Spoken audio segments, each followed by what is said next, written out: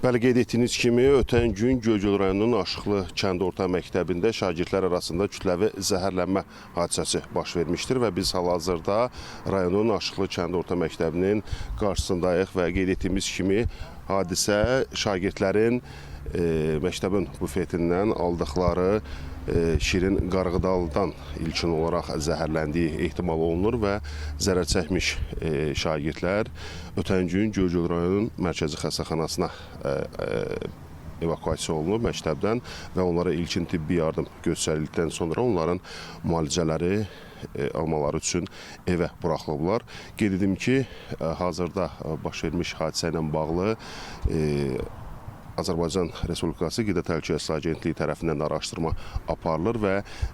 xatırlatdığım kimi, qeyd etdiyim kimi ilkin olaraq şagirdlərin zəhərlənmə prosesi məhz məktəbin bufetindən alıb yedikləri məhz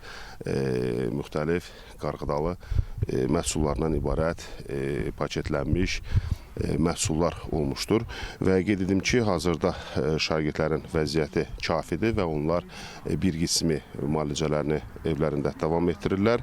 və bir qism şagird isə hal-hazırda məktəbdə tədris prosesinə cəlb olunmuşlar. Ümumilikdə irəliləyən xəbər buraxılışlarımızda biz həm hadisənin təfərrüatından bağlı və zəhərlənmə hadisəsinin daha dəqiq nədən baş verməsi, ümumilikdə şagirdlərin vəziyyətindən bağlı ətraflı materialı təqdim etməyə çalışacağıq.